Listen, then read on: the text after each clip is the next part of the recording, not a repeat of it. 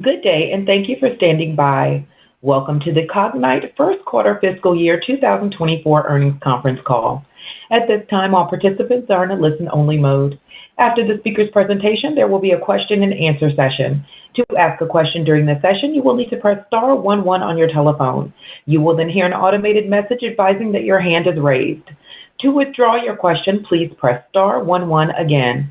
Please be advised that today's conference is being recorded. I would now like to hand the conference over to your speaker today, Dean Ridlon, Head of Investor Relations. You may begin. Thank you, Operator. Hello, everyone. I'm Dean Ridlon, Cognyte's Head of Investor Relations. Thank you for joining us today. I'm here with Elad Sharon, Cognyte's CEO, and David Abadi, Cognyte's CFO. Before getting started, I would like to mention that accompanying our call today is a presentation.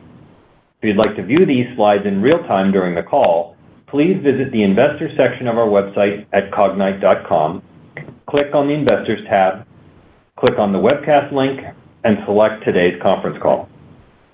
I would also like to draw your attention to the fact that certain matters discussed on this call may contain forward-looking statements within the meaning of the Private Securities Litigation Reform Act of 1995 and other provisions of the federal securities laws. These forward-looking statements are based on management's current expectations and are not guarantees of future performance. Actual results could differ materially from those expressed in or implied by these forward-looking statements. The forward-looking statements are made as of the date of this call and, except as required by law, Cognyte assumes no obligation to update or revise them. Investors are cautioned not to place undue reliance on these forward-looking statements.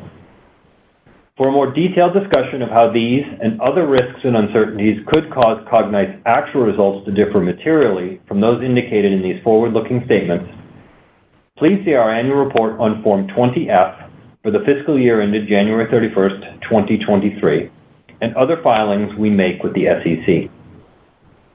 The financial measures discussed today include non-GAAP measures. We believe investors focus on non-GAAP financial measures in comparing results between periods and among our peer companies that publish similar non-GAAP measures. Please see today's presentation slides, our earnings release, and the Investors section of our website at cognyte.com for a reconciliation of non-GAAP financial measures to GAAP measures.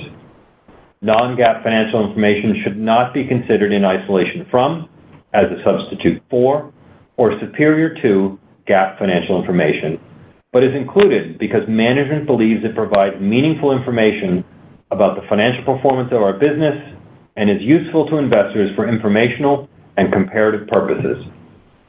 The non-GAAP financial measures the company uses have limitations and may differ from those used by other companies. Now, I would like to turn the call over to Elad. Thank you, Dean. Welcome, everyone, to our first quarter conference call. I'm pleased to report a good start for the year with solid Q1 results across several key metrics. Revenue grew sequentially and came in ahead of our expectation at $73 million. I'm very pleased with our gross margins increasing by 800 basis points compared to Q1 last year, and gross profit increasing 7% year-over-year on an SAS-adjusted non-GAAP basis. Free cash flow was very strong, coming in at $17 million, also ahead of our expectations. Today, I'll start with a review of our first quarter significant wins and market dynamics. Next, I'll discuss our differentiated technology and how we believe we're well positioned to leverage the latest AI innovations to increase customer value. And lastly, I'll discuss our updated outlook for the year. I would now like to review some of our significant wins in the quarter that highlight our differentiated technology and deep customer relationships. Our investigative analytics solutions help national security, law enforcement, national intelligence, and other security organizations to accelerate investigations. The first deal is for approximately $8 million with an existing national intelligence customer for its mission to combat drug trafficking and other high-impact crimes around the borders. We believe we're selected because of our cutting-edge technology that consistently outperformed solutions from other vendors during a variety of operational activities performed by this customer. The second deal is with an existing national security customer for approximately $9 million. It represents an expansion of our customer's capabilities and functionality for its mission to address an increase of terror and criminal activities in the country. We believe we are selected due to our ability to accelerate security investigations and the long-term relationship we have with this customer. The third deal is for approximately $5 million from an existing national security customer. The deal is to expand capacity and widen the operational capabilities of their solution to more effectively combat terror activities. We believe we are selected based on our long track record of success in value creation. The common thread we see through these wins is our innovative and differentiated investigative analytics solutions and our ability to help customers successfully create operational value. Looking at the current market dynamics, we see a noticeable change versus what we saw last year. A year ago, many customers suffered from budget uncertainties, which impacted the visibility and ability to plan ahead. This year, more customers are expressing confidence in their budgets and plans. Our customers' increased confidence supports our expectations for the year and is translating into more discussions about future needs. For example, at recent industry conference, we saw a higher level of attendance and interest from customers. Overall, we clearly see more customers returning to normal behavior this year compared to what was happening a year ago. Next, I would like to discuss our innovation and differentiation. Our customers face unique challenges when it comes to investigative analytics and decision-making. They have to fuse and analyze data at scale from a large variety of different sources, including sensitive data. The objective is to uncover insights quickly to accelerate investigations. Cognyte is focused on investigative analytics in order to uncover hidden connections inside large, diverse data sources. We have been doing this for many years by continuously improving advanced analytics and incorporating artificial intelligence models in our solutions. The recent developments in AI provide us with new opportunities. We are currently focused on leveraging the latest AI innovations to enable our customers to derive even greater value from their data. We believe there are new market segments that face investigative analytics challenges that present us with good expansion opportunities over time. We believe that our long-term market leadership in investigative analytics, combined with our technological strength and our strong relationships with our large customer base across the globe, position us well to leverage AI innovation and drive long-term growth. Looking at our outlook for this fiscal year, given the improved visibility, we are raising our revenue guidance for the year to $303 million, plus or minus 2%, representing 7% year-over-year growth at the midpoint on an SS-adjusted non-GAAP basis. With revenue expected to grow by 7%, we now expect gross profit to grow faster at more than 10% year-over-year. As for cash flow, we are now expecting positive cash flow from operations for the full year. Looking beyond this year, given recent innovations in AI, we have identified potential opportunities to expand our business with both existing and new customers. We believe that the combination of positive industry trends, our innovative technology, and large global customer base position us well for long-term growth. To summarize, our customers continue to face significant investigative challenges across many use cases. Our mission is to help them accelerate investigations and mitigate a wide range of threats before they unfold. And our customers view us as domain experts and trusted partner. We are pleased with our first quarter results and positive momentum and are raising guidance for the current year. Long term, we target continued growth and margin expansion. Now, let me turn the call over to David to provide more details about our results and outlook. David? Thank you, Elad, and hello, everyone. Our discussion today will include non-GAAP financial measures. The reconciliation between our GAAP and non-GAAP financial measures is available, as Dean mentioned, in our earnings release and in the investor section of our website. Our website also includes a financial dashboard with a tab that details our historical results, excluding the divested Situation Intelligence solutions. We are pleased with our Q1 financial results as we had solid performance across revenue, gross margin, cash flow, and bookings. The ongoing demand for our cutting-edge investigative analytics solutions continued to be strong during the quarter, and we continue to win deals from a variety of customers. Q1 revenue came in at $73 million, up $2 million from Q4. Software revenue came in at $25 million, representing 6% sequential growth and 11% year-over-year growth. Gross profit was up 9% sequentially and 7% year-over-year, and our software gross profit grew faster than software revenue and was up 90% sequentially and 18% year-over-year. Q1 gross margin was 68.4%, up 350 basis points from Q4 and up 800 basis points from Q1 last year, primarily due to an increase in software revenue. Our gross margin reflects our competitive differentiation and ability to create value for our customers. All of the revenue, gross profit, and gross margin growth rates I just discussed are on SAS-adjusted non-GAAP basis. Our Q1 non-GAAP operating expenses were $55.7 million, slightly higher than the Q4 level. Over the last few quarters, we improved our execution, better focused the organization, and improved our cost structure, resulting in sequential revenue growth, higher gross margin, and a significant reduced operating loss. Our Q1 non-GAAP operating loss was $5.5 million, and non-GAAP adjusted EBITDA loss was $2.3 million. Turning to cash, we generated significant positive cash flow from operation of $19 million during Q1. The positive cash flow was driven by our improved financial result and strong cash collection. In terms of the balance sheet, we entered the quarter with cash of about $73 million and no debt. Our long and short-term RPO continued to be strong.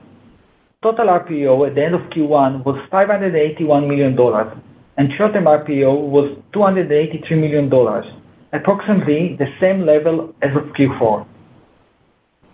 This healthy backlog and continued demand allow us to increase again our outlook for the current year. Turning to fiscal 2024. For the full year, we are raising our revenue outlook to $303 million ±2%, reflecting approximately 7% year-over-year growth on an SAS-adjusted non-GAAP basis at the midpoint of the range. Our revenue outlook is driven by our current view of the backlog deployment schedule for this year and assumes similar macro environment conditions. Let me share with you more color on how we see the remainder of the year evolving. For revenue, based on current short-term backlog deployment schedule, we expect Q2 revenue similar to Q1 and the second half to be higher than the first half. As a result of the strength and quality of our backlog and recent booking, we are increasing our full-year non-GAAP gross margin expectation to 66.5%, an improvement of 150 basis points versus our previous outlook, and year-over-year improvement of 375 basis points on an SAS-adjusted non-GAAP basis. Gross margin will fluctuate between quarters based on the revenue mix. For our non-GAAP operating expenses, we continue to expect total expenses of about $220 million for the full year and to be relatively flat throughout the year. Our improved cost structure, combined with revenue growth and higher gross margins, will allow us to improve operating margins over time. We remain on track to achieve our goal to drive positive non-GAAP adjusted EBITDA during Q4 of this fiscal year. As a result, we are now expecting a smaller annual EPS loss. The midpoint of the revenue range, we are now expecting a $0.53 annual non-GAAP EPS loss, an improvement of $0.07 versus our previous outlook. Our non-GAAP EPS will fluctuate quarter to quarter, partially due to our non-GAAP tax expenses. We expect our Q2 non-GAAP EPS loss to be larger than Q1, primarily as a result of our non-GAAP tax methodology. Turning to cash flow, given the strong cash flow from operation we generate in Q1 and improved financial outlook, we are now expecting positive cash flow from operations for the full year. We continue to expect about $10 million of payment for CapEx, partially offset by additional receipts from the SAS divestiture related to the holdback and price adjustment, which we expect to receive during the second half of the year. To summarize, we are a market leader in investigative analytics and have a strong and lengthy track record with customers around the world. We continue to add capabilities and improve the performance of our solution by leveraging the latest technologies, including emerging innovation in artificial intelligence.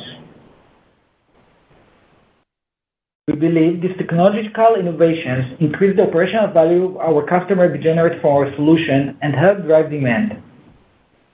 We are pleased with our first quarter results. We now expect about $303 million of revenue, ±2%, and improved gross margin and profitability for FY 2024. We're expecting positive cash flow from operations for the year. Looking beyond FY 2024, we believe that the combination of our cutting-edge technology, large and loyal customer base, and the opportunity to address the needs of new customers position us well for long-term growth. With that, I would like to hand the call over to the operator to open the line for questions. Operator? As a reminder, to ask a question, please press star 11 on your telephone and wait for your name to be announced. To withdraw your question, please press star 11 again. Please stand by while we compile the Q&A roster. One moment for our first question.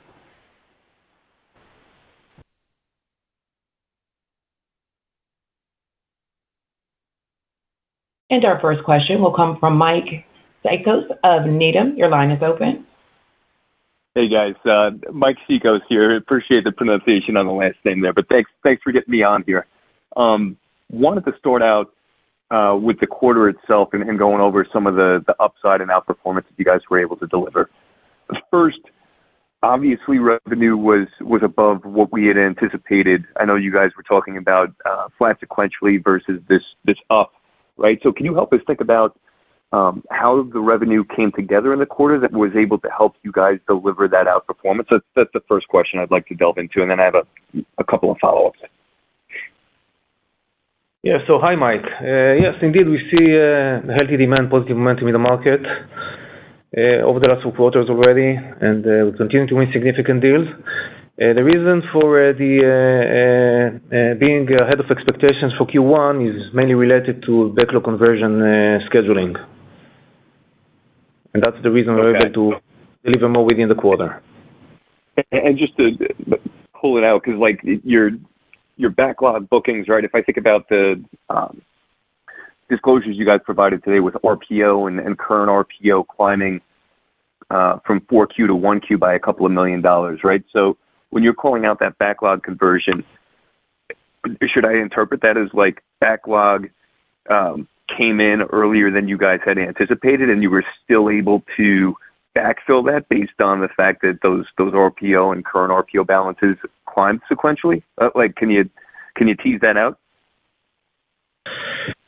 Yes. So maybe before talking about the RPO, I want to share with you a little bit about the market dynamics today, because I think it's important. We discussed the healthy demand, we discussed the positive momentum. We have strong backlog, long and short term, but we also see more and more customers that are more confident in the budgets and plans. And actually, the Q1 results are derived by accelerated customer readiness and for us being able to convert more backlog into revenue within the quarter. And that's what we see. Actually, we see more and more customers in better position, and this is the reason we were able to deliver more in Q1 and also raise the outlook for the year for 303. Got it. Appreciate it. And I know that you guys had also, again, coming back to the RPO for a second, but RPO and current RPO, you guys said that's flat sequentially. If I go back to my notes, it's actually up by a couple of $1 million. So call it flat on a percentage basis, but you did grow it from 4Q to 1Q. One of the things that I'd like to hear, what has the typical cadence been? Like if I go from 4Q to 1Q last year, the year before that, traditionally, is RPO and current RPO climbing sequentially from Q4 to Q1 or no? So RPO is reflected by multiple elements, including multiple year support contract and other elements that can impact on the total. There is no specific pattern. Like we could see like that RPO in general can grow from quarter on quarter, but overall our RPO is very strong, and our ability to convert more backlog in Q1 and giving the Q1 overall result gave us the ability to improve our outlook for the year. I believe that the RPO that we have, the short term and the long term, support our future growth, and it's very solid. And thank you for that, David. I do appreciate the fact that you guys are talking about the 1Q outperformance with this backlog conversion and customer readiness, but at the same time, those RPO and current RPO balances remain strong. So thank you for calling that out. I think the last item that I really wanted to talk to, appreciate the color on Q2 and the fact that you're able to maintain that flat OpEx for the remainder of the year, which I know we had spoken about last quarter. But if I look at the gross margins, that's the last item I really wanted to hit on with you guys before I turn it over to my colleagues. With gross margins, obviously you guys were well ahead of expectations. So can we do a similar, line of questioning versus what we just did with revenue? First, for gross margin, what helped drive that outperformance in Q1? And then second, what provides you the confidence to now take up gross margin 150 bips for the year versus what we had anticipated previously? Yeah, so Mike, maybe I'll start and then David will continue. We do see higher quality of the bookings, so the mix is better. Mix better means more software revenue in the mix, and this drives a higher gross margin overall. We do see also that we do expect that when revenue goes up, the gross margin will also improve over time. About the specifics, David, you want to add? Yeah, I will elaborate on that. So obviously we are very pleased with our gross margin in Q1 and also the ability to improve our outlook for the year. In total, we believe that year over year will be almost 400 basis point, 375 basis point improvement. The main reason behind it is the quality of the booking, more software revenue.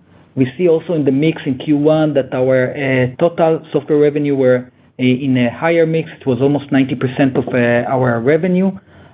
This trend that we are able to continue to deliver our, I would say, our premium solution with high margin, drive the gross margin over time. Now we are looking for the year with the 6.5%, and the main reason is the Q1 performance continue with last year and overall backlog, which give us the confidence that we'll be able to drive it. That's great. And I know we're talking about the mix, so just to put a finer point on it. So the assumption is that I guess the mix will normalize a little bit for the rest of the year, and that's why we should expect Q2 through Q4 to come down from the 68% level in Q1, but at the same time, the bookings quality is what's benefiting that overall gross margin. Is that a fair characterization? Yes, that's fair. Terrific. I'll turn it over to my colleagues. Appreciate it. Thank you so much. Thank you, Mike. And one moment for our next question.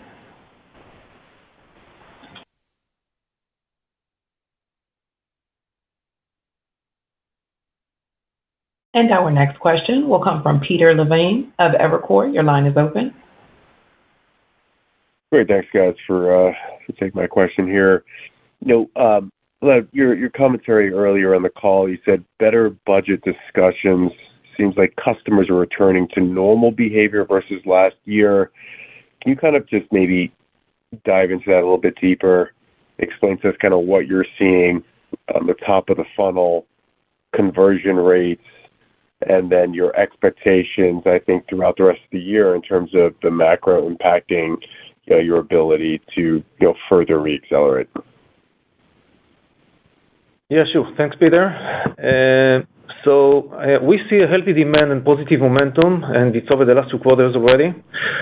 We continue to win large deals. The backlog is strong, as we discussed before, and also our customers are saying, more of our customers are saying that actually they are more confident about the budgets and the plans. We also expect the demand for our solutions to continue and increase, and there are actually a few drivers for that. First of all, we discussed it earlier in the call that customers' challenges are becoming more complex and growing. In order for them to be able to do the job, they need more analytics, more capabilities related to dealing with big data, and it's really important for them to get this technology.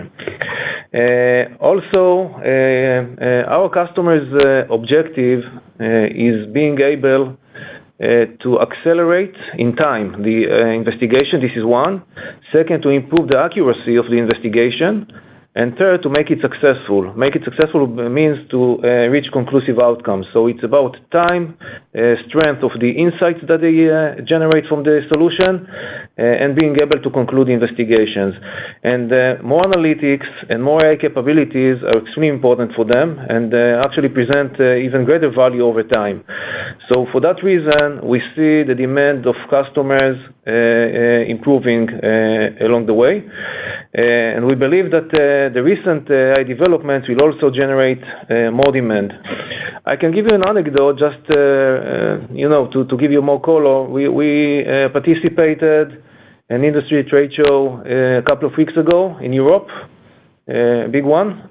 And actually, we saw that it was well attended, more participants than we used to see before.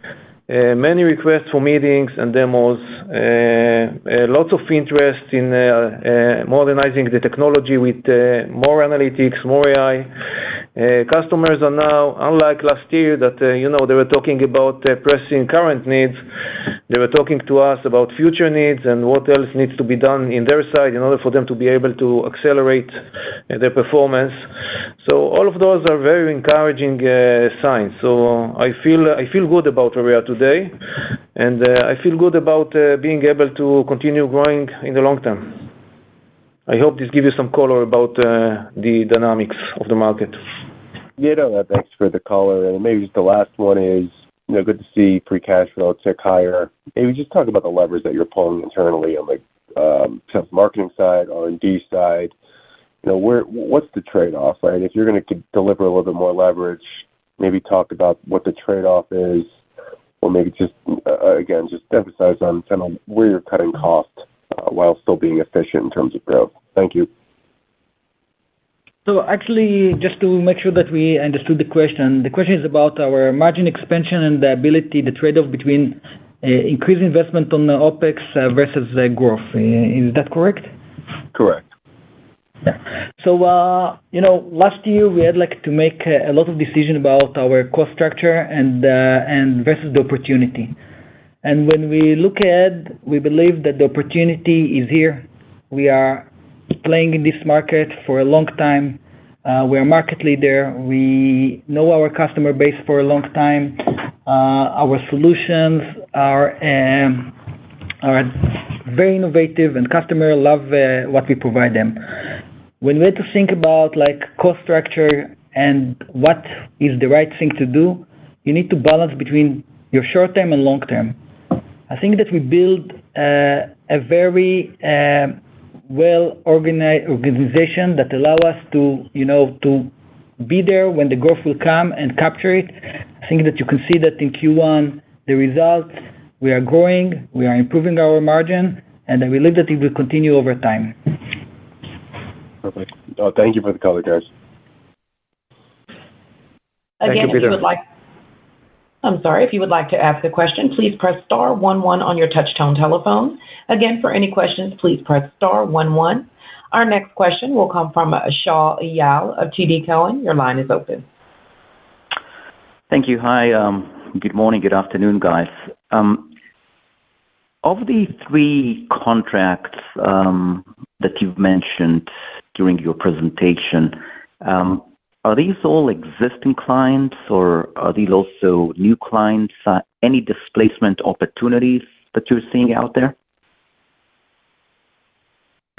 Yes. So the examples I use this quarter are existing clients. It's upgrades and of capacity and functionality.